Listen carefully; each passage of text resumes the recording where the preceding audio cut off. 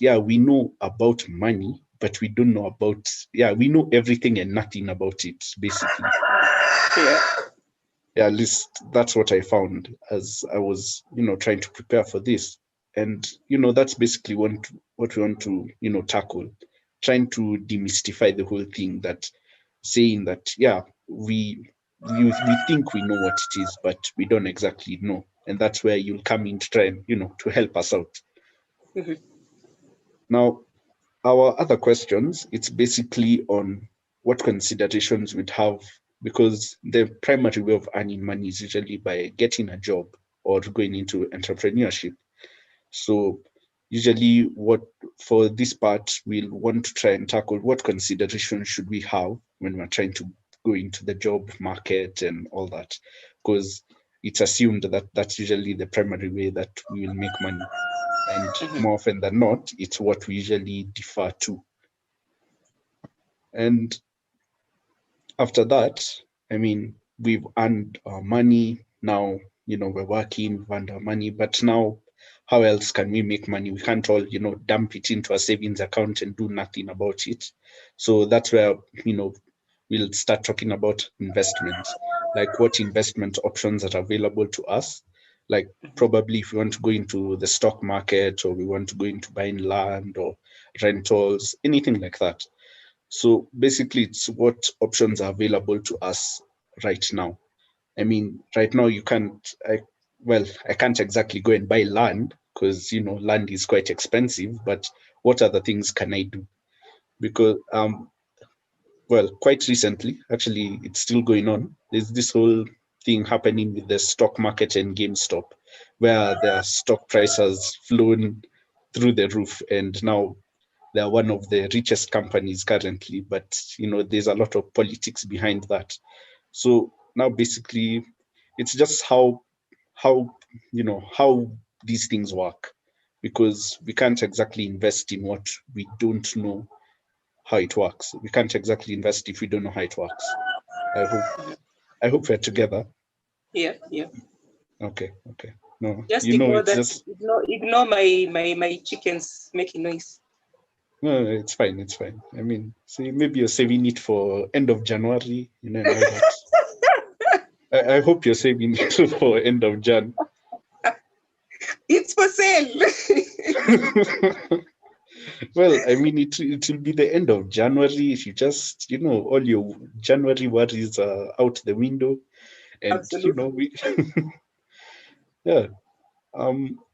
So after that, now, I mean, at that point, my job will be done, and I'll hand over the floor to Charlene.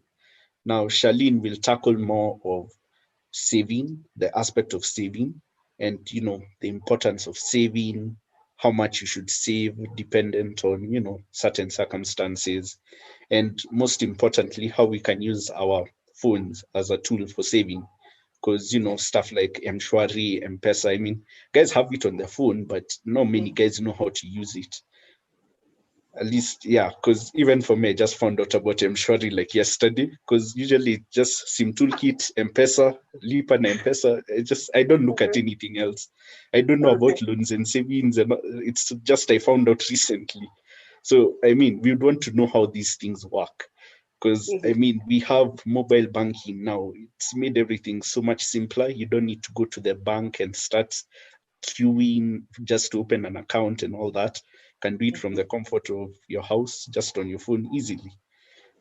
Now, at this point, I mean, having established all that on, savings accounts and how we can use our phones for all these saving purposes, now we'll invite questions from the audience.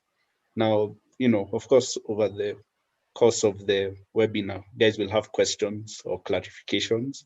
Now, during that time, they'll be read out. You can tackle them, and if you're not able to tackle them, there's always someone who will tackle them. But I'm confident in your abilities, very very confident in them. But of course, we're not expecting difficult questions. Like, I don't know what are difficult questions you encounter. I don't know. whichever the difficult Where question do I is. get money? But that's not so difficult. Yeah. Yeah, whichever. There's always that one question where you just don't know what to say. Yeah, Yeah. but of course, we'll find a way. Because these things, there's always a way out. So after that, now after the questions, we'll invite you guys to make your closing remarks, and then of course, it will like 2-3 minutes per person. Of course, by this time, we would have made sure that you've exhausted everything you need to have said. At least we're hoping that you've exhausted everything you need to say. This will be like the one liner, the one thing that you want to leave us with, that one line that we'll remember for a very long time. So I don't know, if you want, you can prepare I don't know, a short phrase or something, if you want. It's just if you want, or if you're one of those people who likes to give a story that's with a moral behind it, that's fine. Yeah, but make it memorable, make it something that everyone looks back and they're like, wow, that was something to listen to. Yeah, after that, now Charlene will close the whole thing, and hopefully we will be done by 3:40 p.m. exactly. Then you can go about your Sunday and have, I don't know, it will be almost tea time, so you can go and have tea. So Hold on. with Am that, I the keynote speaker? Or are um, there other people discussing yes, this? there will be other people there with you. You won't answer everything, but you'll be the one laying most of the groundwork. Like the first question will be yours for sure. The first question is yours. So just prepare for that one. Immediately I'm done with my introduction, you're the first person I'll turn to. Then you say, pour out all the knowledge you have, educate us. Yeah. Okay. Yeah. So at this point, I'll invite Charlene to see if she has any questions for you. And yeah, thank you for accepting this. We hope to see you on Sunday, healthy, and we have a fun time. Thanks, Owen. Just before that, Kanyo, to address the question that you just brought, we have another member who's going to be with us present on Sunday, and that is Akoto Olubai. He's going to act as a respondent on this matter.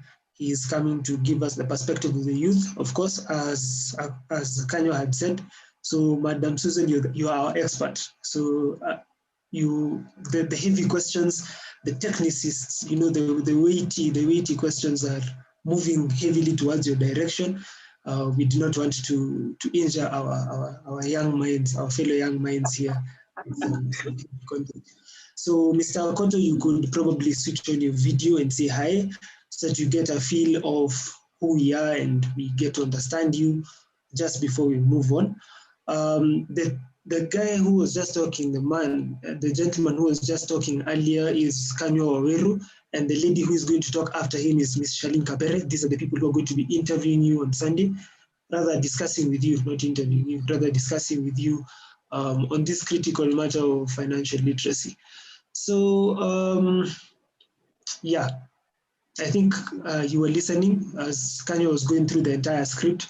So both our panelists and respondents, you know what is expected or have an idea. Of course, at any point, you're free to ask questions and concerns. You're also free to give comments. And as I said, it's an informal session. Charlene, over to you. Thank you. Thank you very much, Jeff. And thank you very much, Miss Susan. So I think Kanyo has captured a lot. He's given out the outline of how the whole session is going to run. So that's basically how it's going to run. And as Jeff has said, you're there to give us the heavy aspects, like to help us understand, because as everybody has said, this is something that is completely new to us. We don't know matters relating to financial literacy. So you're providing the framework that for us to understand.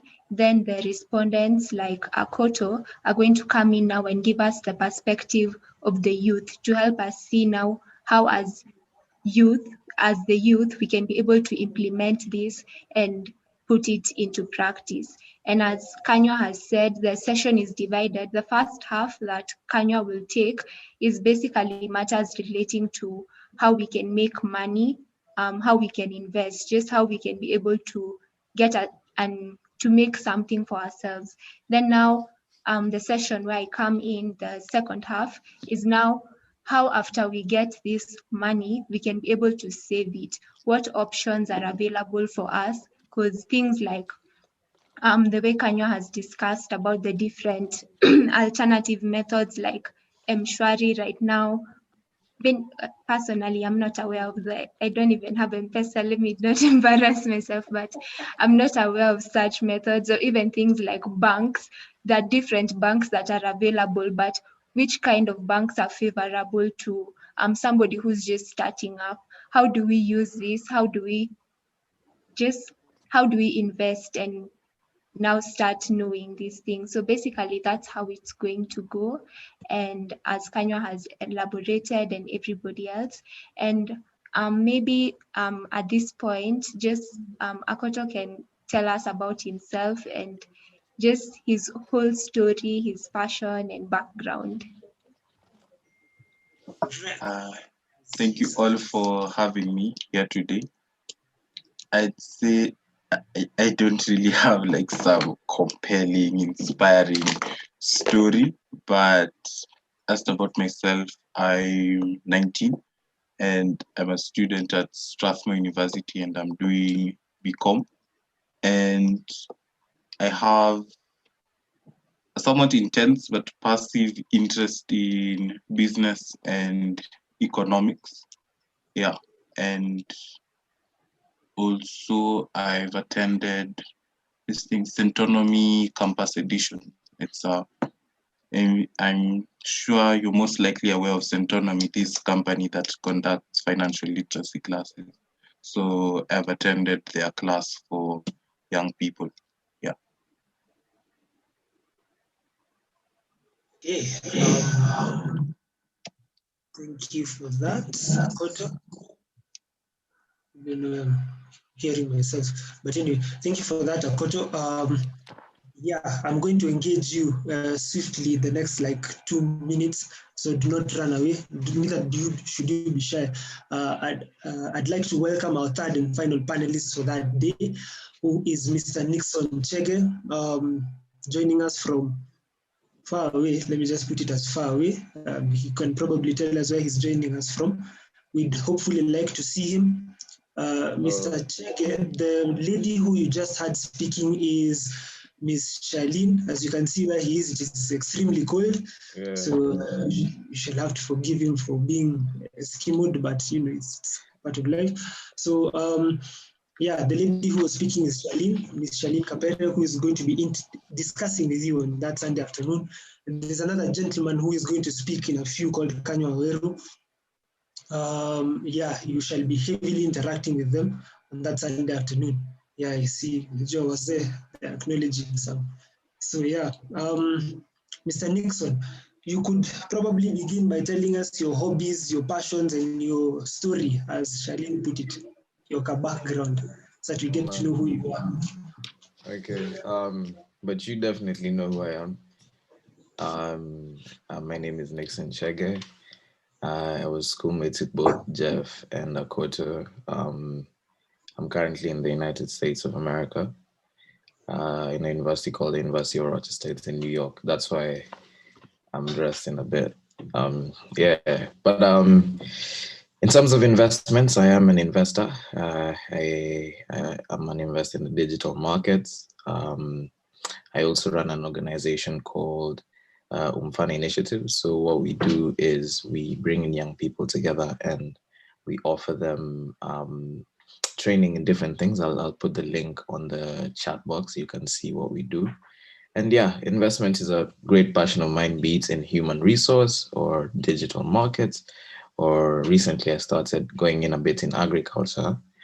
And yeah, basically I just love business. I'm studying business and finance. I'm doing a double major here in the University of Rochester. And I just love opportunities of being able to communicate with my fellow youth and yeah, just impart whatever kidogo wisdom I've been able to amass as I go through this thing called life. I was previously in a school called the African Leadership Academy in South Africa. Maybe some of you know it. I was there for 2 years. Aside from that, if you want my CV, I can also drop it in the chat box. Jeff will tell me if that's appropriate. But basically, that's a bit about who I am, what I do, and what I enjoy. I enjoy trading. I enjoy meeting new people. I enjoy meeting new friends. I enjoy traveling, etc., etc. That's a bit about who I am. Appreciate it. As you can see, guys, these are ordinary people with extraordinary long CVs.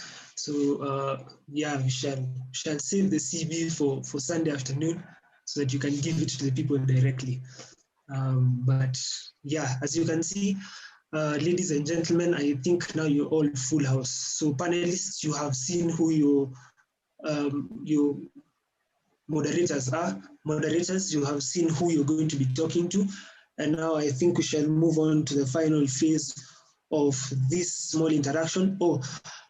There's a lot of technical know-how that is taking place in the background. Do not be worried. That's our very equipped IT team that is doing their job.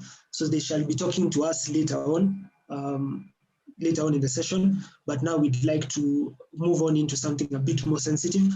I think Kanywa did a run through of how the entire webinar is going to look. We're going to ask him to do that again for the benefit of our respondents who have arrived a little later due to extenuating circumstances, of course. But however, we shall change the format where Kanywa and Charlene are going to actually ask those questions to our respondents so that they have a feel of what they shall be dealing with. We are going to send you those questions in formal communication, I think by the end of the day tomorrow. But for now, just for you to get to interact with what these people are saying, you could probably note them down somewhere for your further research. If you've interacted with something that's a bit heavy and a bit technical, you might need a little more research and that kind of thing. So once again, I hand the floor over to Kanywa. He can display his screen with the TechRun script, and then we move on. On that day, of course, as you know, I think all of you have attended webinars before, that will not be present. They'll just ask these things off the cuff, off the fly. So this is sort of like a training session, as I'd put it. So yeah, you don't have to have concrete answers, but you can at least attempt something. And if you see that you want to do something a bit better, you could note it down somewhere, do further research. But as I said earlier, we're going to send you formal communication with those questions. All right. Yeah, I'm seeing our technical expert is telling us that the session is being streamed privately on YouTube, just in preparation for that day. The link has been supplied on the chat. So if you want to see yourself or see what is happening, how it's going to look like, of course you can over this short period. But yeah, let me stop rambling and hand the session over back to Kanywa. Kanywa?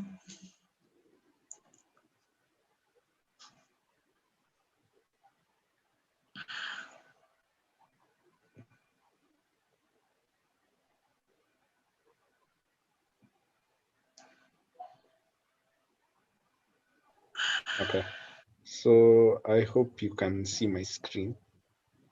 I'm really hoping that you can see it.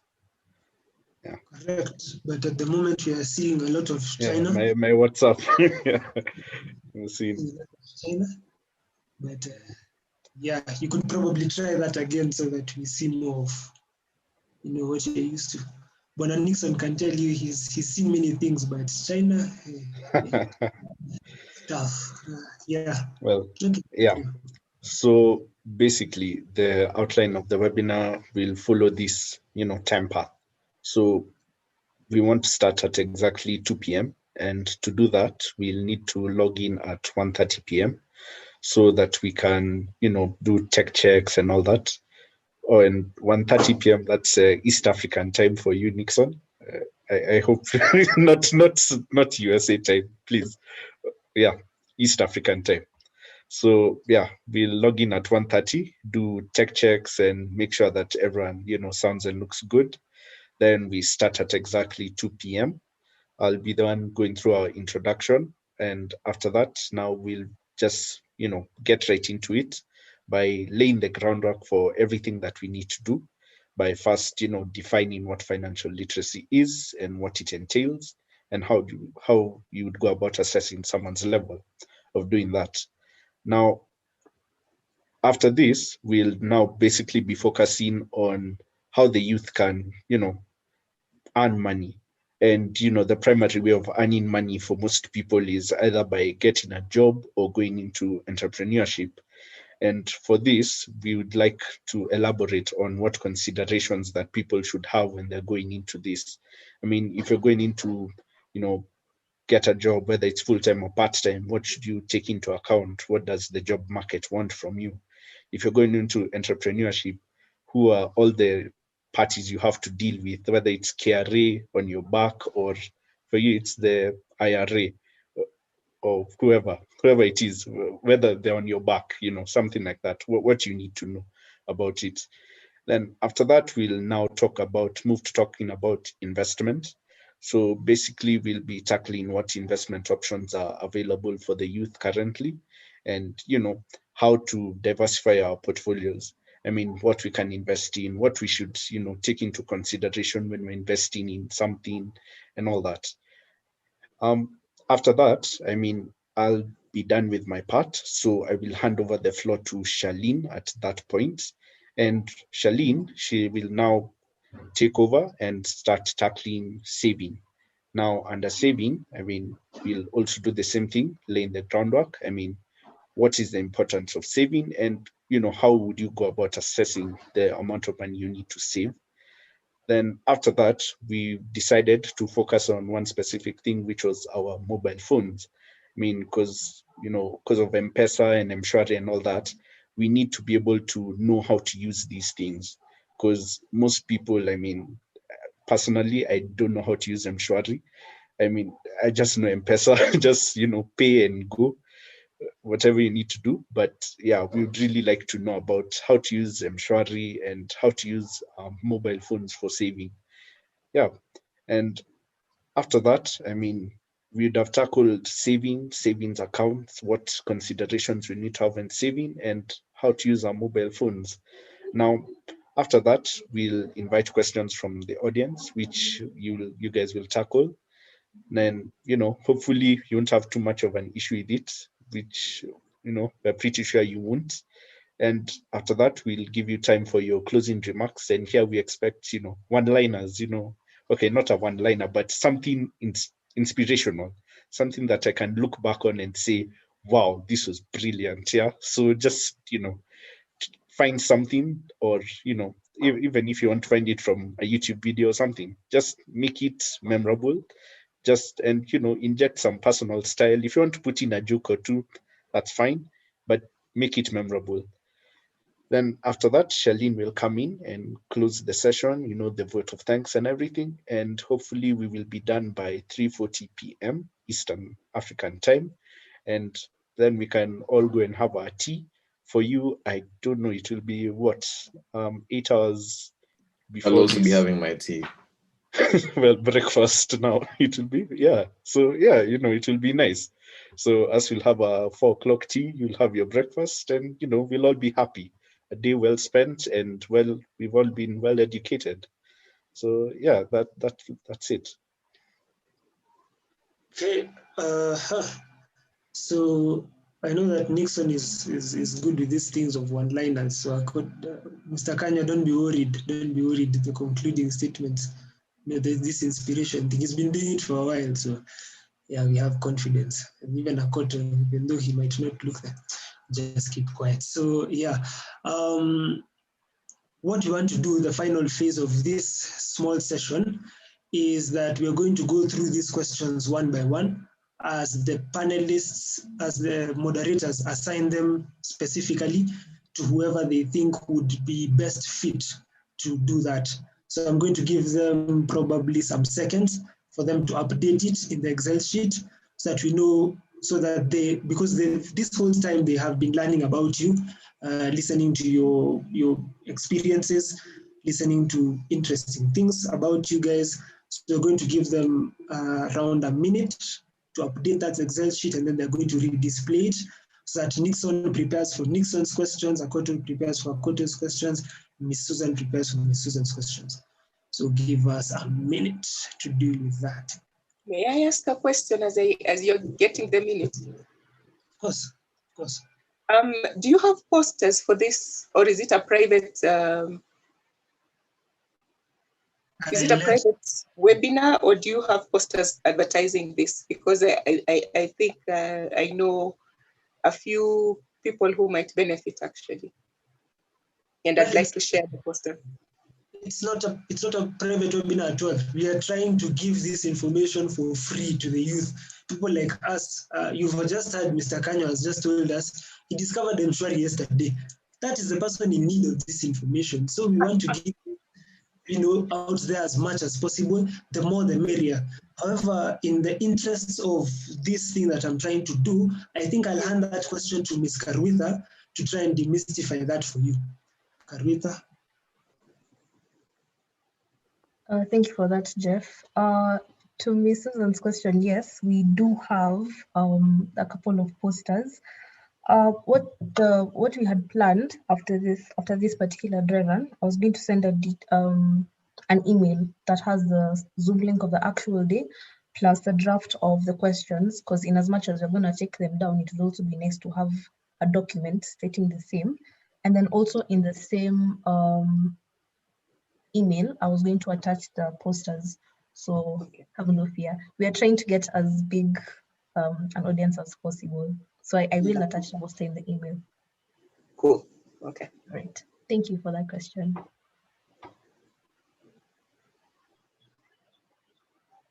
Probably if there are any other questions, clarifications, you could bring them up as we are trying to, to deal with this technical jump. Will you be making a recording? On the actual day? Yeah.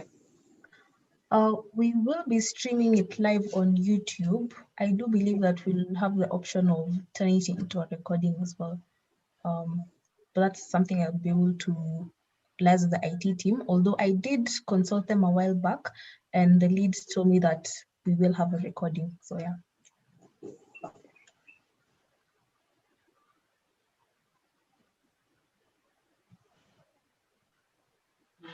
Miss Susan, there is some contention concerning your title. You're esteemed professional. So do we call you Miss Susan? Mrs. Personal financial advisor. Okay, so Mrs. Nyakiamo or Miss Nyakiamo? Miss. Mrs. is my mommy. Okay. Very important. Our IT team has taken note of that and they shall effect changes accordingly. Yeah. Thank you. For the Kina Akoto, Nixon, do you have anything you'd like to know? Some clarifications you'd want to be made aware of?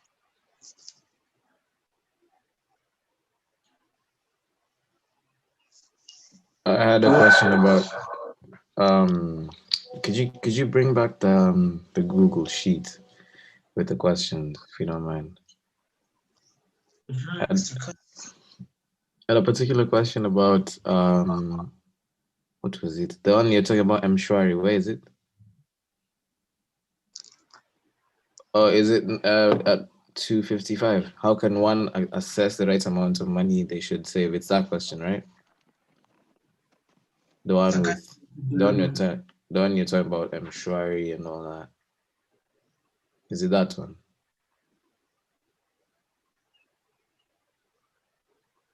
Can you? The one at 255, 1455. Yeah. Basically, the question is, as you figure out if it's out, I wanted to ask, like, is it basically setting up? Because there's like a lot of other ways in which you can like use mobile phones as an alternative. Or if someone was to answer that question, should they just purely focus on like the Kenyan ways, or is it okay if they can go beyond? Because there's a lot of wealth and knowledge in that particular question. Yeah, I think for that, sorry, I think for that question, you can go beyond. You don't only have to focus on M-Pesa and M-Shwari. It was just there as like an illustration in case you want to focus on that. But if you have more knowledge, then the better. Educate us.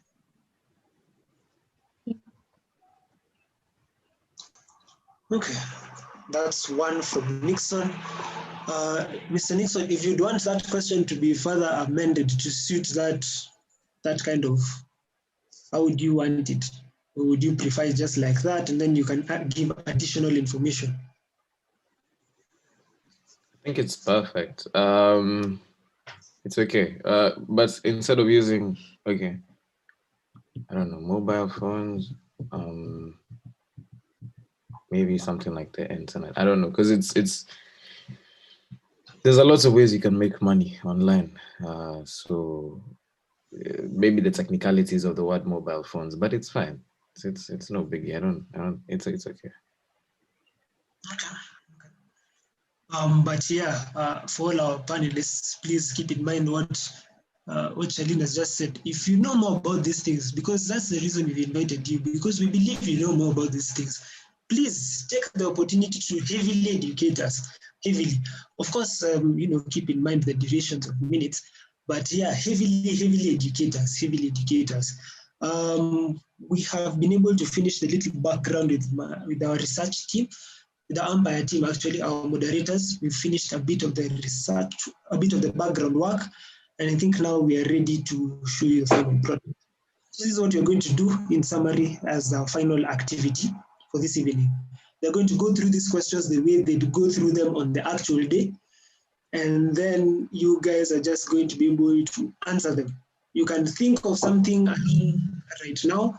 Of course, you can take note of some things that you can improve on that day, but they're going to ask a specific question to a specific somebody. I don't know who it is also. I'm also in the dark, so surprised. So yeah, they'll tell us. We'll just follow the process as if it is happening live on that day. And then after that, we shall hand over to our IT team. Our IT team is going to give us some guidelines, some few guidelines on basically our devices. Generally, you all sound okay. You don't sound muffled, but we'll give you some information on probably camera positioning and that kind of thing, just to enhance the authentic, the aesthetic value rather of the webinar. We are doing serious things, talking about finance. It's not a joke. So yeah, I think Bonakanyo is giving us an introduction. So Bonakanyo, you can actually proceed the way you would, as if, so everyone behave as if it's Sunday afternoon. This thing has come for the first time. We're now doing it. It's going live. And you're on YouTube for thousands of people to watch, millions. And that's not pressure. It's just that you guys have, we are counting on you. So Bonakanyo, shoot. Okay, thank you for that, Jeff. So, as early as the age of 5, children begin picking up financial lessons from their parents. And by the time they're grown, they understand the value of having their own money and what they can use it on. Then, why is it that the Kenyan youth know nothing and everything about finance? Good afternoon, ladies and gentlemen, and welcome to the second webinar of the Tujenge Taifa Letu series organized by Arise Kenya. Arise Kenya is a non-profit organization that aims to contribute to the welfare of our great nation by developing selfless and proud Kenyans. Our topic of discussion today is on financial literacy. I am your host, Kanywa Wawero, and joining me is my co-host, Charlene Kapere. Over the course of this webinar, we will learn how to earn, save, and invest our money. To educate us on these prudent financial practices are our panelists and respondents. Our first panelist is Suziema Nyakiamo, who is a career accountant with both finance and administration training with a passion for accounting. She also writes articles on personal finance and offers online courses on personal finance management. Our respondents for the day are Nixon Chege, who is a young Kenyan entrepreneur, environmentalist, and management enthusiast. He has had vast experience in management and leadership, including being the COO of the Jamnazi Foundation, CEO of the Umfama Initiative, and strategic planning manager for the Union for Business and Entrepreneurial Development in Africa. And finally, we have Akoto Olubai, who is the host and founder of Ufanisi Cast podcast, an educational show that tackles matters from an African perspective. He has studied economics and finance extensively and is currently a Bachelor of Commerce student at Strathmore University. Akoto has also gone through the Centonomy Campus Edition Financial Literacy Program.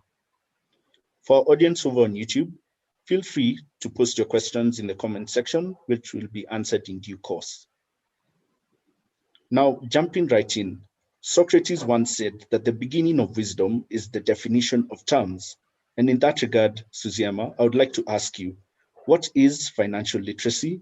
What does it entail? And how do you go about assessing the level of financial literacy that one has?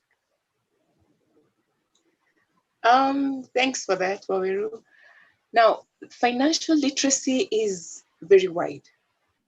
But basically, it's whether you understand the value of money and how to handle the money, how to make it, how to use it, how to keep it if it needs keeping, how to grow it.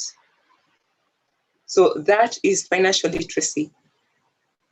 It's completely different from, you know, when you listen, when someone says you're illiterate or you're literate, most of the time you think about, does this person understand English or not? But financial literacy does not have, it has absolutely nothing to do with whether you went to school or not. I'll give you an example of my grandma who used to, she didn't go to school. She didn't speak English, yet she used to go to the market and she would know whether the money is enough or not, because sometimes she'd send my mom and her sisters, when she's not able to sit there at the market, she'd tell them, you sit here, this is how much sim costs, this is how much groundnuts cost, this is how you're going to sell. And then when she comes back and she's checking with them, how many sim did you sell, how many groundnuts did you sell? And they're still, you know, getting confused, and they're like, I think this is how much money I have. And she's like, really? I'm sending you to school to learn, and even I, who wasn't going to school, can do the calculation faster than you. I mean, it has absolutely nothing to do with whether you go to school or you don't. It's just, sometimes there's some people who actually are very good with money and no one has actually talked to them about it. But you should know how to make it, how to keep it, how to use it, and how to grow for things, how to grow it. That's financial literacy. Now, how do we measure? How do you measure your financial literacy? Because to be honest, you can't measure somebody else's financial literacy. You look at these four things again. How do I keep money? How do I make it? Most of the time, well, I'm not going to blame you as youth, but for most of us, nobody, actually, even if you check with your parents, nobody likes to work. No one wants to wake up in the morning and go to the office and blah. So if you can sit down and you still get money, everyone would be happy with that. And for most of the youth, because you're going to school, that is how you get your money. If you doubt, just check. Last year, most of you were out of school. How many of you got pocket money for being in the house? You know, like the same amount of pocket money that you're getting when you're going to school compared to when you were in the house. For most people, the pocket money was zero, because you're like, Mom, I need pocket money for what? You're not going anywhere, there's a lockdown. You're not buying bundles. What are they called? There's Wi-Fi in the house. So, you know, how are you making your money? By going to school, by studying. That is your job as a student, by studying. And then if you pass your exams, your parents get happy and they buy for you something, or they give you extra money, your relatives give you extra money. That is how you grow your money. Now, if you're working, when you do your job, what is written on your job description, that is how you're earning your money. And if you want to earn more, then you do more. And then you'll probably get a promotion or you'll get a bonus. So, and then how are you keeping the money? Are you spending it all? And what are you spending it on? So that is how you measure your financial literacy. I hope it's clear. Yes, it is. Thank you very much for that. At this point, I would like to engage Akoto. Now, Akoto, you've gone through the Centronomy Campus Edition, and I would like to ask you, did you have any doubts about it? Did you ever think at one point that they're about to hoodwink you or that they're wrong? And if so, did you have any precautions for it? Did you ever think I should go read more about this? I'd say no, I did not ever think they would hoodwink me. I'd say it's their marketing that got me and reassured me, because a lot of their marketing materials use Caroline Mutoko. So I guess that gives them a sense of authenticity and authority.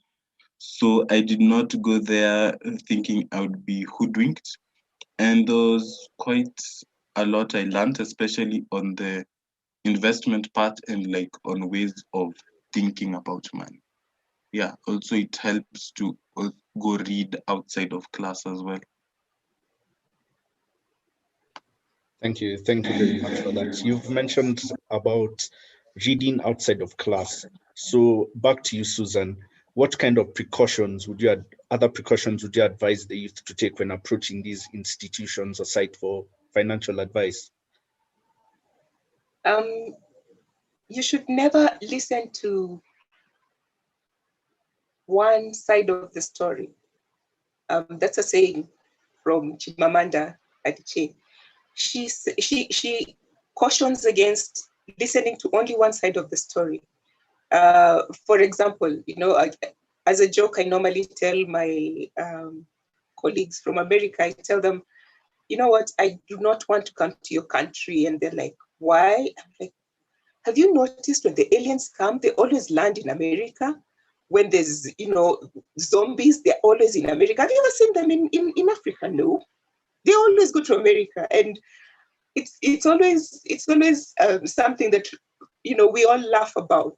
But that is the opinion that most people have, because this is something that you have seen. You have watched so many movies, and you think all the aliens, all those bad things happen in America. For us, no. Even the end of the world will happen in America while the rest of us are watching.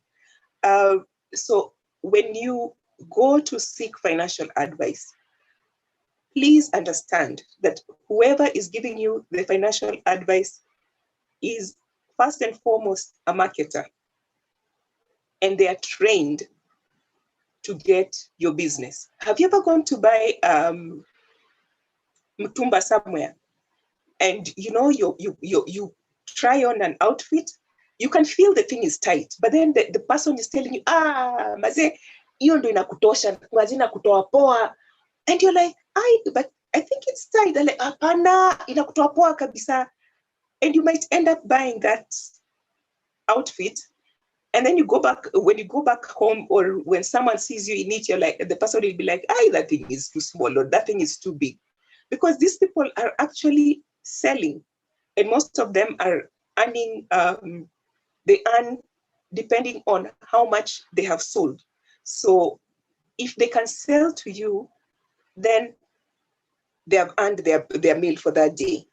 So if you're going to look for advice, go to many people, 2 or 3. In fact, if you can get 10 people, go and get that information and then make your own decision. I mean, this is how you should be living your life, but then especially for financial advice, because you're the one who has worked hard for this money. You can imagine, while probably I was asleep, you had to wake up in the morning, go queue for the matatu, probably it's raining, get wet, get insulted by the makanga, you have to drop I don't know where, because matatus are not allowed into city center.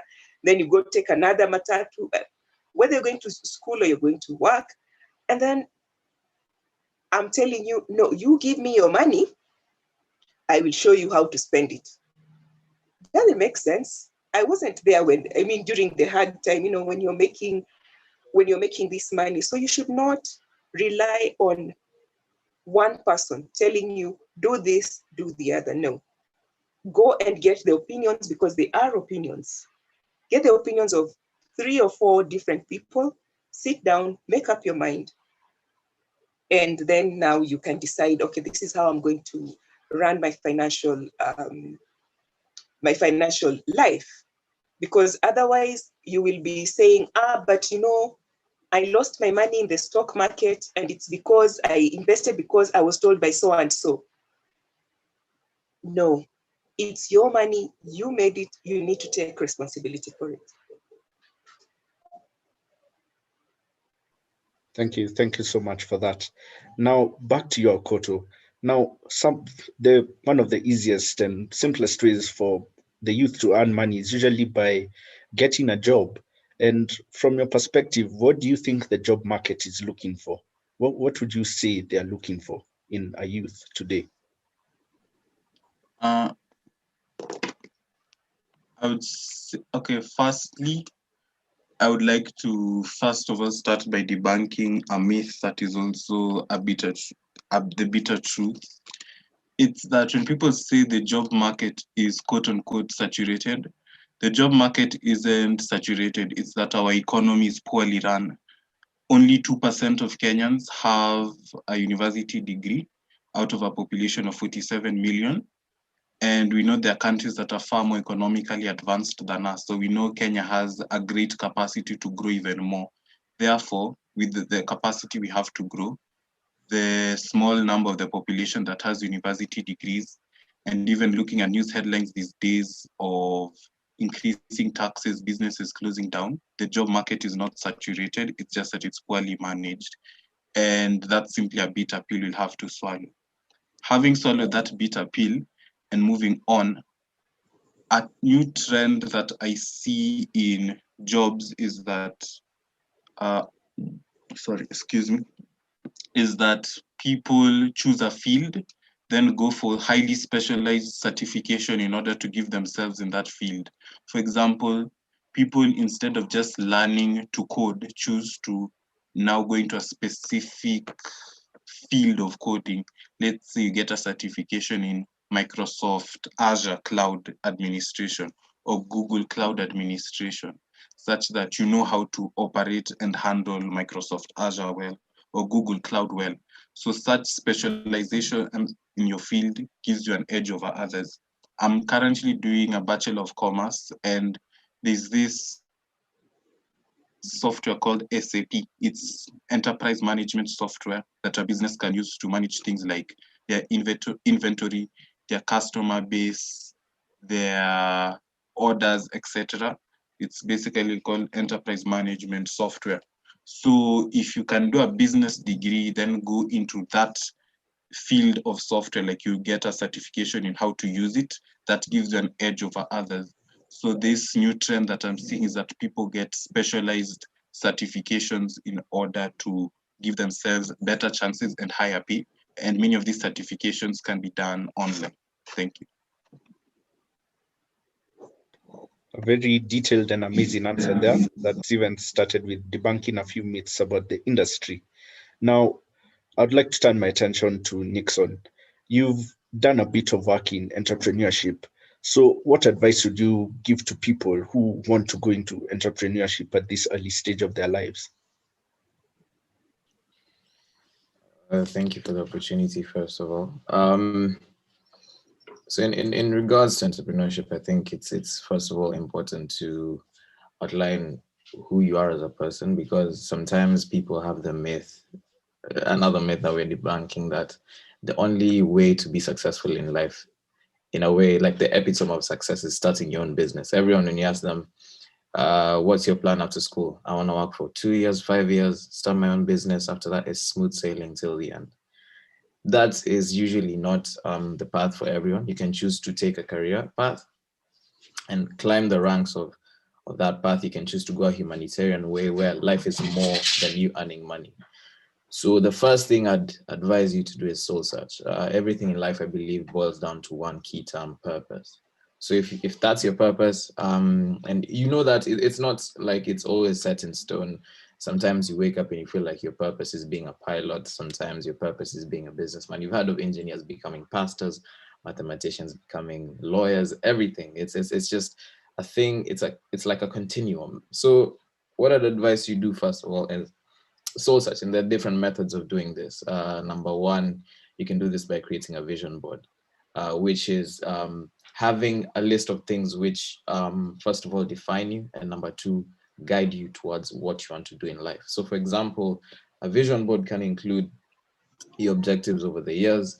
Your vision board can include what your core values are, what your principles are, what your personality is, because it's very important to understand what your there's personality tests online all the time. Understanding what your personality is, understanding your purpose once again. It helps you understand your purpose once again, sorry. So for me, the one thing that I'd advise is know if you're ready for it, because it's a tough journey. I've started organizations that have collapsed at some point. I've started organizations that have taken a long time to pick up. And the one thing also I believe in the spirit of talking about the youth that we are, what's it called, acclimatized to, is the idea of instant gratification. I'm telling you, most businesses, unless it's the few spot in the stars, they usually take long to pick up. So most people give up when things get tough, but you have to have grit. Greatness requires internal toughness. So it's in, that is more related to, in terms of your personality. Am I ready for this? Would I be doing better in a career? Will I be doing better doing NGO stuff, like things that don't require me earning, but mostly it's helping society? Am I ready for the financial investment? Just analyzing different things, analyzing your cost benefit analysis, analyzing your ROI, return on investment. If I put this money, how much am I expecting back, and being realistic with it, not lying to yourself. And now the other thing I'd like to, that's the phase of the person. And now the phase of the product, I believe there's two important things that you need to do before you think of starting a product or creating a product rather. So the first one is you need to do market research. You have this idea, you're like, oh, I think everyone needs a new phone case. So you know what, I'm starting to make phone cases, all that. So market research basically is going into the market and discovering, do you actually need this thing? What colors do you want? What is your need? So you do it by using different approaches. Personally, I use a build model, which is more of like, it stands for believe, understand, invent, listen, deliver. So believe, first of all, you believe you can start it. That's now the more of the personal approach. I'm like, I'm an entrepreneur, all that manifestation things, I will do great, all that. Now you're ready to tackle the world. Number two is understand. Go out there and do your market research. You're like, guys, do you really need this phone case? What colors do you guys want? All that. Number three is invent. And now you sit down, you're like, carbon fiber, this, that. You create the products. Number four is listen. Now I was like, guys, you guys in understand, you said you want a phone case that's this color that does this. Guess what, guys? I have it right here. So you know what I mean? And then from there, it's deliver the product. So to done your market research, number two is product research, which kind of falls in the invent phase. Now you're trying to understand exactly what people need, like exactly how to create what people need. Because most of the time people start a business like, I want to start a butchery back in Ushago. Who told you guys need a butchery? So you've understood that is the kind of, you went to Ushago, you heard from the people, this is what the people want. In terms of the butchery, like if they need a butchery, I'm going to invent one that looks like this, the interior decorations and stuff, all that. So it's very important to understand what the market wants and modify products according to what they want. Because a lot of times people, the mistake that they make, they start something and they do it according to, for my products, I want it to look like. No one cares how you want it to look like. They care about the usability of the product. So prepare yourself as a person, soul search, see if that's what is right for you. Go out there when you're making the product, put into consideration what I mentioned, and I think you'll do great. Thank you. Thank you so much. That's an awesome answer. It's one of those enough said kind of moments. And with that, I'd like to turn back to Susan. I mean, there are one of the ways we can make money is through investment, but investment is something that no one tells you about. It's something scary. It's the murky water that no one knows about. So what can you tell us? What kind of investment options are available to the youth? And why is it important to diversify our portfolios? Investment. Okay, I suppose when most people think about investment, you're thinking of the stock market. And since you don't understand the stock market, you're like, anyway, this is tough. But no, for most of us, our parents invested in us. We were their retirement plan. So they put all the money into their into their children, took them to good schools, hoping that when they retire, we are the ones who are going to take care of them, because they used all their resources to take us through school and make sure that we're going to have a better life, a good job, and then give back to them. So that is one form of investment, that your parents invest in you and your education so that they can reap the benefits of the investment in their old age. Another form of investment, you can either invest in using cash, or you can use other investment. Now, the things that you invest in are called investment vehicles. So, for example, you can have an investment vehicle in the form of you buy a house. Well, right now you can't buy a house, but you can buy a chicken. That's an investment, not to eat, but to keep. So maybe you can buy a cock and a hen, and then when you get eggs, and then the chicken broods, and then you have chicks. So that's an investment. So you can keep those chicks. You can keep growing and growing, and then probably you might decide you want to get into the business of selling chicken, or you can decide you want to sell eggs. That's an investment. Or you can decide to invest in land. Now, most of the time when you're thinking about land, you're thinking about, now I need to buy land, and then I need to build, and then you forget that for most of us, our parents have land in shags. So why not go and develop the land that is in shags, instead of looking for land to buy in Isinya or wherever else they're selling land nowadays? You start with what you already have. Probably okay, but for most of the youth, what I would advise is to invest in your mind. That's the one thing that nobody can, someone can grab your land, someone can come and take your chicken, somebody can take your money, but nobody can take away your mind. If you started a business and someone came and took it away from you, like, what is this? I forget the name of this. It's a supermarket chain in the US that is very famous. So this guy goes, he rents a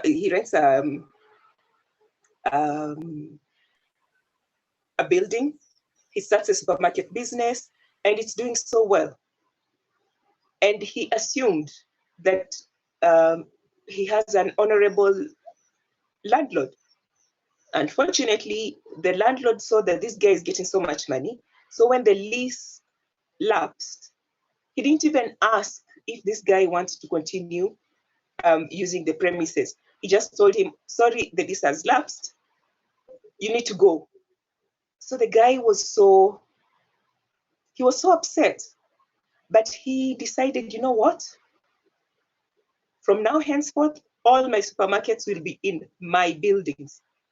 Now, what this landlord did was to give I think it was either his son or his son-in-law that building, and told him, okay, you now open a supermarket and make as much money as this guy used to. But because they don't have the same, usually people are differently gifted. So that supermarket didn't do well. But this guy, Walmart, that's the supermarket, Walmart. But this guy, he bought a building, started another supermarket, and right now, I think if there's no supermarket that you know about, I am sure you have heard of Walmart in the US. I mean, it's slowly by slowly, people still, I mean, whatever you start, you might actually fail because you didn't know what to do, or you might fail because other people have made sure you're going to fail. But that mind of yours, that mind that started that business, no one can steal it. You can always go and start again somewhere else, and you can actually develop and, you know, go back to the position you were in. So when I talk about investments, those are the things I would advise the youth to invest in, because not many people think about those. Alternatively, you can actually buy shares in the stock exchange. But I always, this is a Warren Buffett quote, but I use it all the time.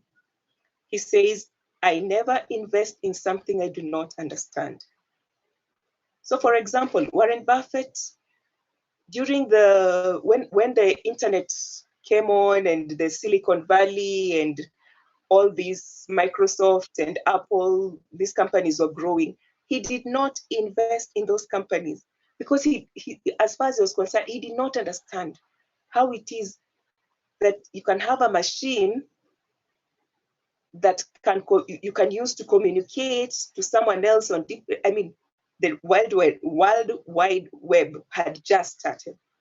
I was like, no, me, I don't understand this thing, so I'm not going to invest. And what does he invest in? He says he likes sugar. So what does he invest in? He invests in Coca-Cola. He likes Coca-Cola, he loves sugar, and he thinks many people love sugar. So he has invested in Coca-Cola. And he takes the Coca-Cola products because that's what he understands, and he knows, yes, this is going to be good for me. Now, later on, after the boom, the dot-com boom happened, and then the bubble burst, and then now again it was built again. Now his company is actually investing in internet companies, but before that, he said no. Of course, people will laugh at him and will be like, but if you had started when these guys had started, right now you'd be rich. But for him, it's like, no, this is my money. If I don't understand, I don't invest it. So what you need to do, because for you to be able to trade in the Nairobi Stock Exchange, you need to have a broker.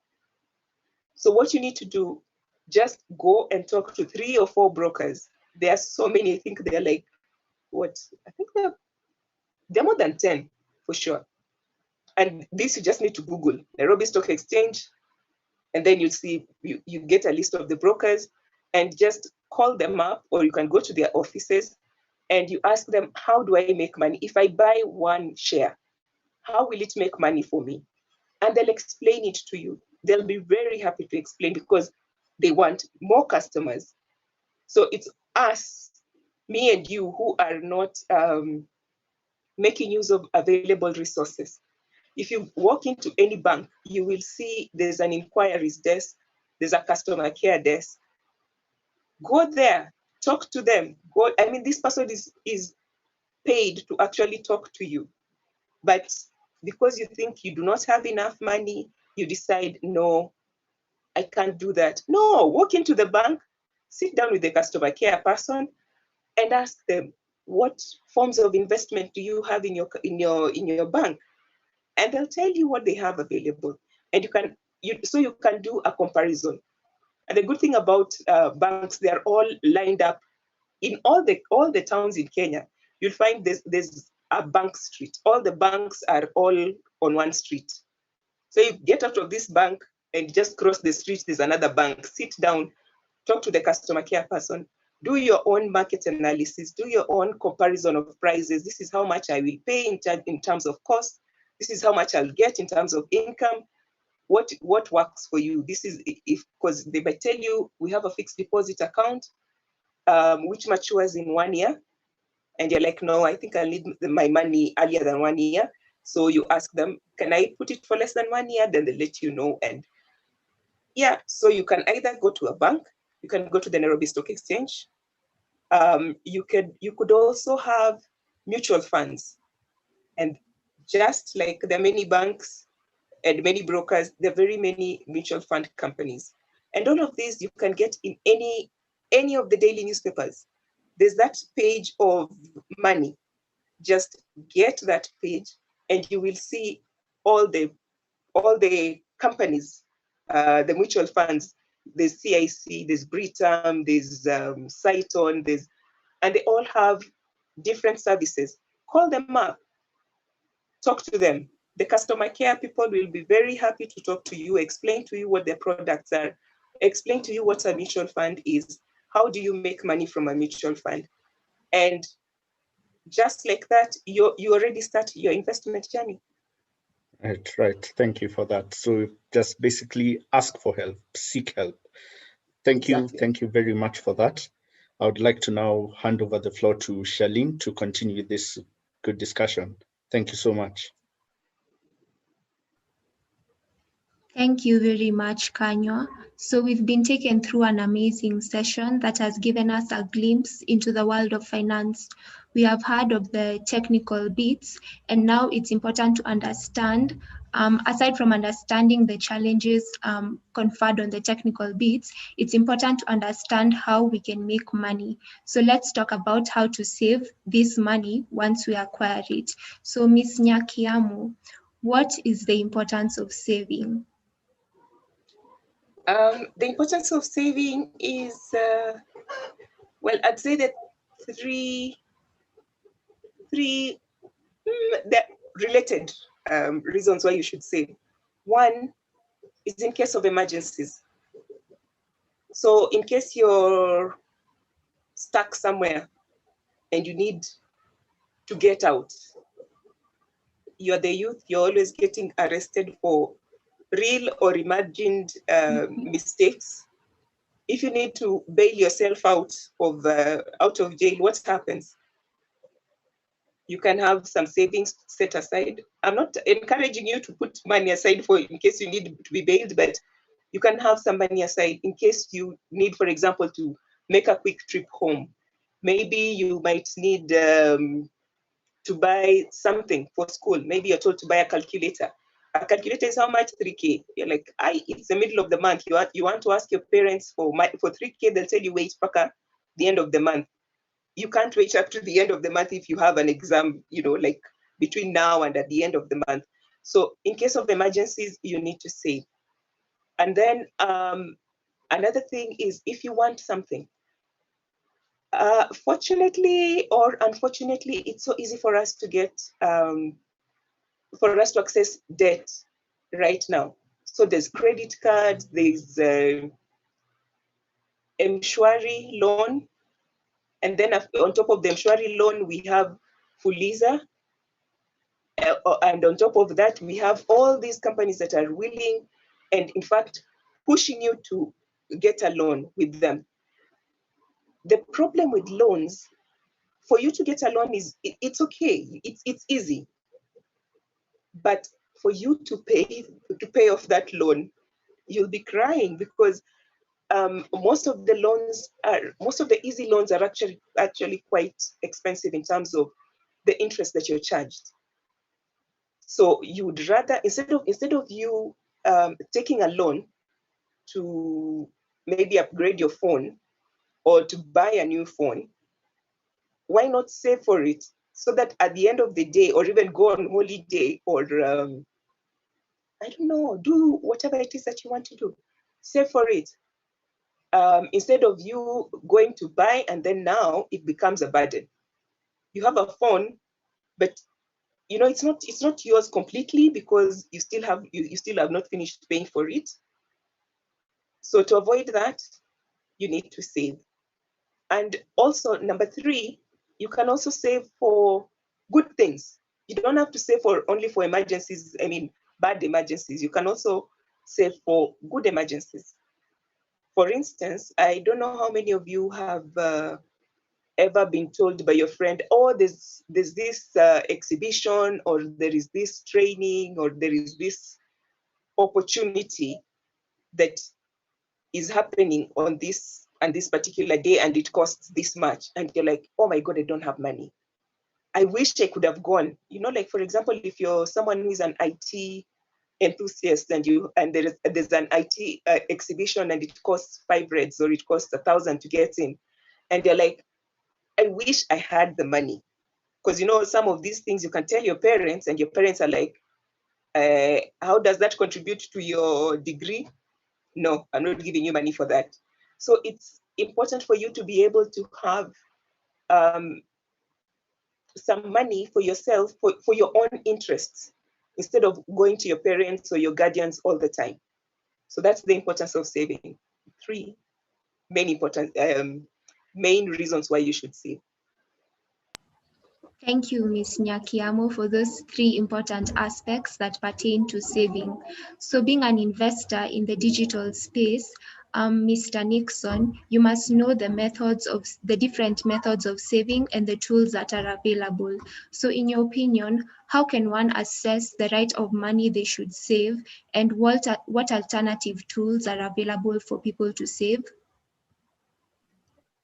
Thank you for that. So how can one assess the right amount of money that they should save? I feel like it should be paramount to have a certain percentage that you save every time. It shouldn't be something that you chance. It's not today I'm feeling this, this month is my birthday month, I can save. So for me personally, I have a rule of 20%, which is very paramount for me to keep. So what I do is, I can just show you what it's part of the question of diversifying your portfolio. That for me is having your money in different places. So there's different ways in which you can save.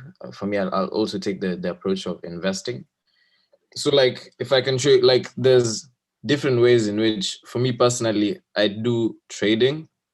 You can put it in PayPal, you can have like an online money account, and you can have Bitcoin. So there's different ways in which you can invest your money and save. So for the 20%, you put it like 20% aside, and then it depends on what you want to do with the savings exactly. But most of the time, it will be more advisable to invest, because money that makes money for you is better than money that just stays there. So I have a list of things that I would recommend for any young person trying to save or have their money making them money. So number 1 is real estate investment trust, right? Real estate investment trust, think about it like this. Let's say me and Kanyo want to build a building. We don't have enough money to build that building, but Kanyo has $10 million. I have $10 million, and the building costs us like $100 million to build, because we're thinking big, right? So to build this building, we'll need more investors. And usually you've seen in businesses how they invest in businesses is they sell stocks, and they sell different, like they sell it in terms of shares. So think about splitting a building into 100, into shares that basically lead up to 100%. So we decide, for us, we want to own 50% of the building, right? So for the rest of the 50%, we break it down into small pieces, and then we sell like each share is 5 bob or something like that, right? So REIT is basically what companies like Saturn do. Which other investment? You know those companies, all those buildings that you see. There's so many buildings. You're like, how are they getting all this money? Basically, it's REIT. People invest their money to have like a piece of that building or a piece of that project. So basically for this, you don't need too much money, because it's shares. It's like they sell per share. So you can decide, I want to own 0.1% of this project. You guys have, if you've been through that Windsor Road, going those sides of just Kiambu Road, you'll see there's a lot of sites on investment. So, you know, out of that site on investment, 0.1 I own. So you said, like, every time people pay rent, every time people buy buildings, you know, you already have you secured a certain amount of that money.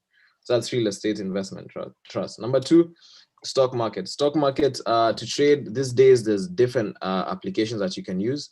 You don't need to specifically use a broker. There's apps like Ameritrade. You just enter and then you trade for yourself. But there's a lot of things that you need to learn and understand. Trading options, you need to know stuff like short squeeze. It's like, even that's how, for me personally, I'd assess the level of financial literacy. If I use these terms used in investment and you can understand what I'm saying, then you're good, you know. So stock markets, you can definitely engage in the stock market. Forex, you can trade in currencies. It's very easy to learn. There's a lot of online courses.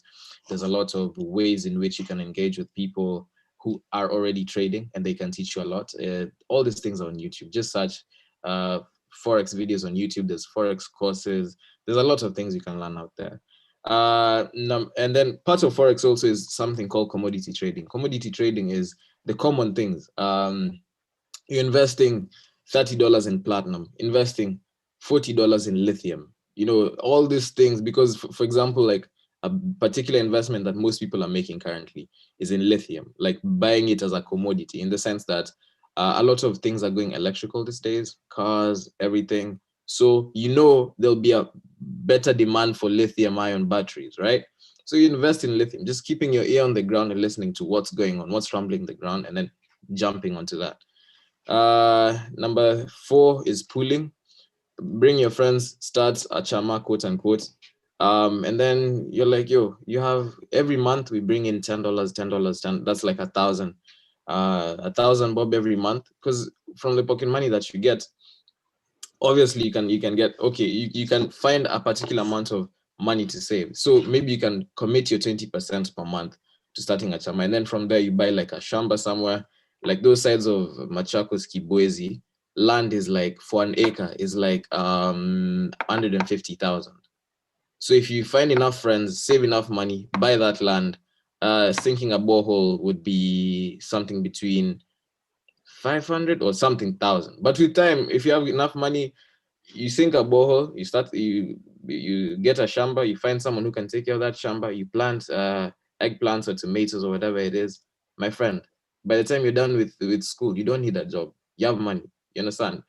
So basically, that's what you can do. I'm in the question of if you can find a job. Even during school, people find jobs. Like I'm in my freshman year, and there's like a lot of job opportunities out here. So find jobs. You don't need to like narrow yourself down to what's it called, your specific area zone. You can find jobs, and because of COVID, a lot of jobs are online. Okay, more on that maybe if you reach out to me later. So another thing is, if you don't know what to invest in directly at any particular time, start a savings account in a good bank. There's this thing called compound interest. I know you did it in primary school, if I'm not wrong. Compound interest particularly works in savings accounts after a certain amount of money. So if you're not sure about where to invest, put your money in a savings account. Don't spend that money. It will just grow for you. The other thing is Bitcoin wallets. You can start Bitcoin. There's things like Litecoin, Ethereum, Bitcoin. There's so many things you can invest in. Do your research. Number 2, accept losses, especially in these things that I'm telling you guys. Sometimes you will make losses, and just have the heart for it. Don't be there thinking it's party all the time. It's you have to put your hard sweat. You'll have to work. You'll have to, brave a lot of difficulties to be where you want to be. You know what I mean? There's nothing in life that comes easy. So you have to have that boldness of investing, etc. Another thing that's common in the US that I think can also help, I don't know if it's there with apps like Jumia or Amazon, it's something called arbitrage. Arbitrage is when you buy things when there's less demand and sell them when there's more demand. So for example, I'd be more willing to buy certain things. Let's say it's like, I don't know, like things on discount and then selling them immediately when the demand starts to peak. So there's other things, petty stocks, etc., but basically it's just finding what works for you and running with it. And in as much as you're saving, think about how you're saving and how you're using that money. I think those are my 2 cents. Thank you. Thank you very much. So important things to note as he's concluded. There are various alternatives to saving that we can acquire progressively. So moving on to Akoto, Through your vast research and understanding of the financial and banking sectors, could you explain to us what exactly is an emergency fund and why it's important to have such a fund? An emergency fund is basically money that you have for any emergency separate from your regular savings. So let's say, for example, maybe your phone fell in water or something, or I don't know. I don't really know what would qualify as an emergency at this age. Maybe you need to buy a dress or something for an event on short notice. I guess at this age that can be considered an emergency. So basically, the importance of an emergency fund is that when something pops up that needs money, such that you already have money in store in order to take care of that problem. And a good rule of thumb is that any problem that you can throw money at is a good problem. And having money helps you solve a lot of problems. So basically, you could decide, if I save 20% of my income every month, you could decide, say 5 or 7% of that goes into your emergency fund gradually, such that you could tell yourself maybe you want to reach a certain threshold. So basically just it's money for emergencies that's separate from your regular savings.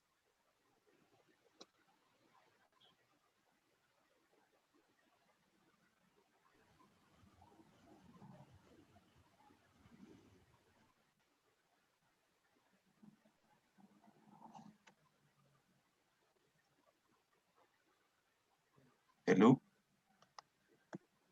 Shalita is still there.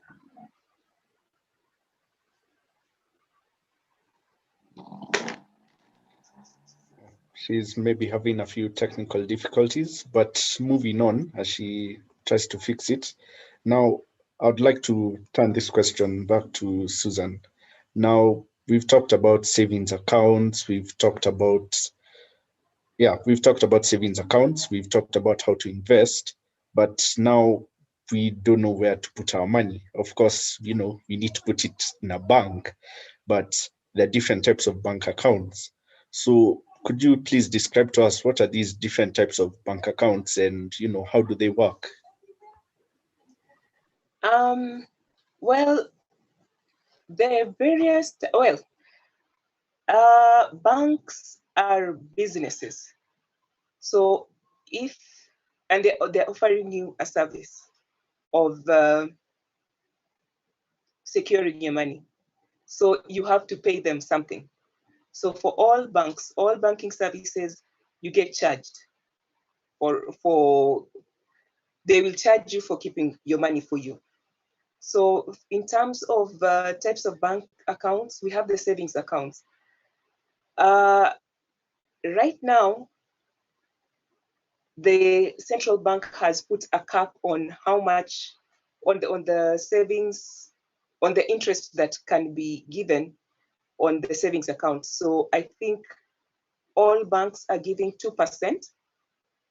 So that is now, whenever someone in the financial sector, in the financial world, if I tell you something will earn 2%, please already in your mind just know that is 2% per annum. So for the whole year, don't get lied to, don't get cheated that it's 2% per month. No, 2% per year.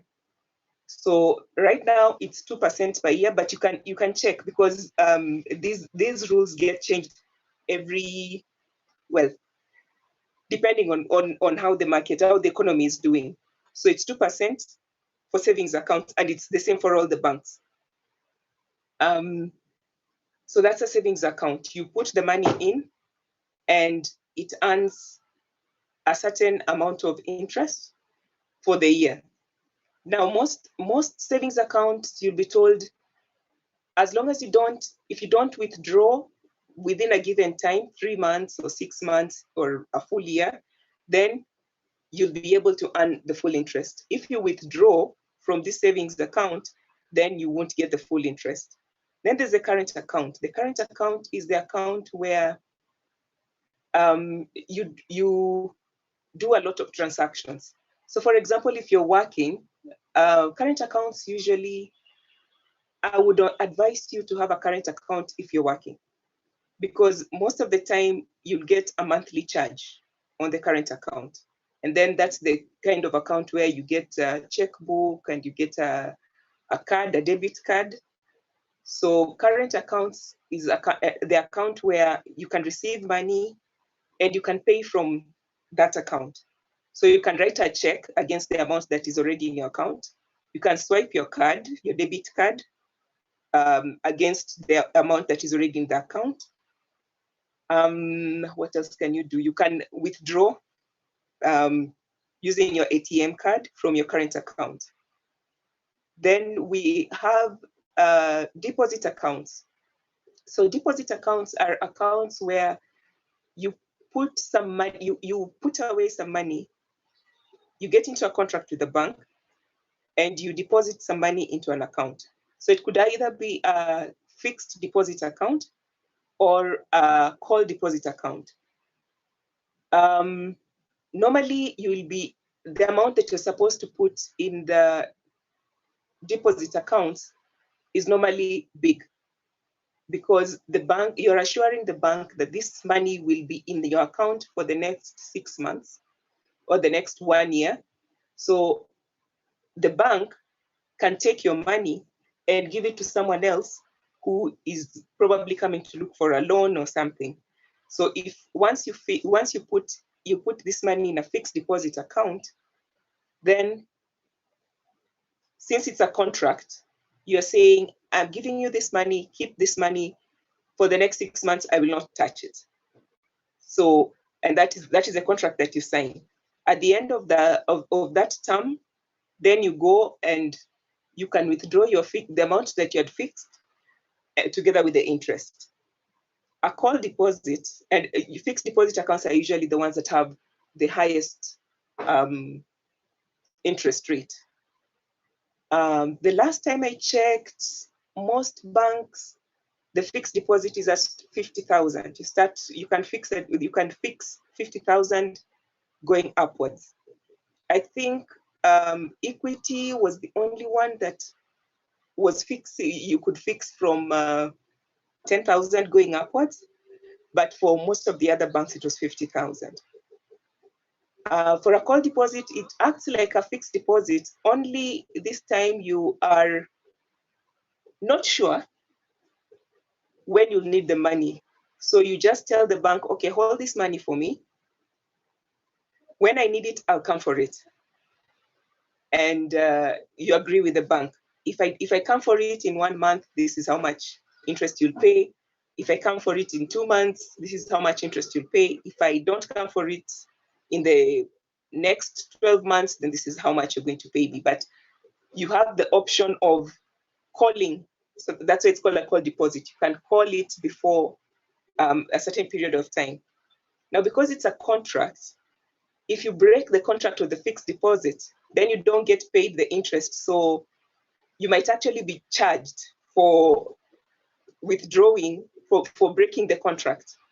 So those are the types of accounts that are available in the bank. So the rest are just different forms of these accounts. So you'll find you'll find maybe you have a Haba na Haba account, but it's just a form of savings account, or different versions or different names for these 3 basic accounts: current, savings, and deposit accounts.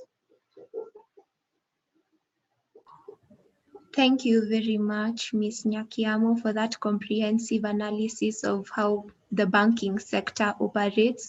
So from this section, as Kanya had already said, we'll move on to the questions from the audience, which should ideally take 10 minutes, and it will be directed to the panelists and respondents depending on the nature of the questions. And then you'll conclude with your closing remarks, and then we'll end the session. So I'd like to hand over to Jeff to take over.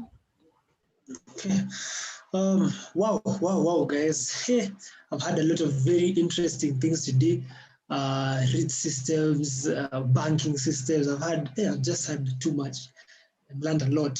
So as we can all see that this is a really, really exemplary team. This is a good team, and that we believe that we're actually going to do a very good job on Sunday, simply because of the quality of the answers I've had. The panelists and the respondents, you've had a chance to encounter these questions firsthand, off the fly, because you're not prepared for these things. Now you have an opportunity to prepare to come with more nuanced answers, better research statistics, and this kind of thing.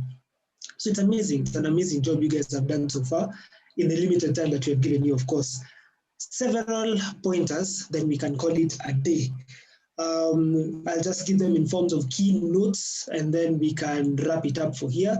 So the panelists and the respondents, after we have completed, we would just like to thank you for your presence, and you could leave the meeting and you leave us working here as we sort out a few kinks and the like. So let me begin by this. Ms. Mweni, the lady who invited you guys, had to leave for an emergency for a while, so she has not yet returned. So she asked me to thank you for your presence here. Thank you for your time, and it has been an amazing session for the part that she was able to listen to earlier. Keynotes. The first one is on the questions. We're going to send you a revised version of the questions individually on mail, so that you have an opportunity by end of day tomorrow, so that you have an opportunity to revise and prepare on your set questions. We're not going to alter them. We're just going to give you the exact way that question is going to be asked. There's going to be a lot of background. You've seen how our moderators are very juicy and savvy with their words. So you can find that they're going to insert a lot of things and a lot of Christmas lights and whatnot. But at the end of the day, this is the major question they're going to ask you. So we're going to send you those by end of day tomorrow. Secondly, the Zoom login details for that Sunday afternoon. That is going to be part of the package in that mail. So we're going to send you that as well by end of day tomorrow, so that you'll have your Zoom details to log in to that meeting that day.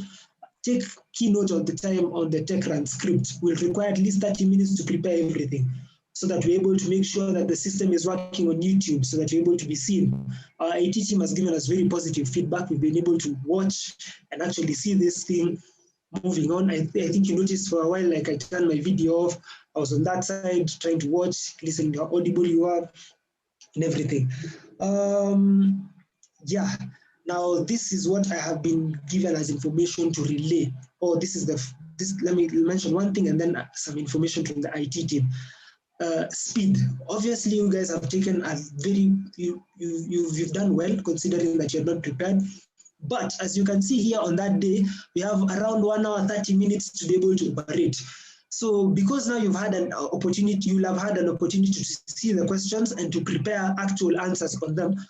Please try as much as possible to keep to these times that you can see here at the very edge of Kanye's screens, to enable you to answer those questions, so that we're able to finish the webinar on time. These people are very humble and respectful.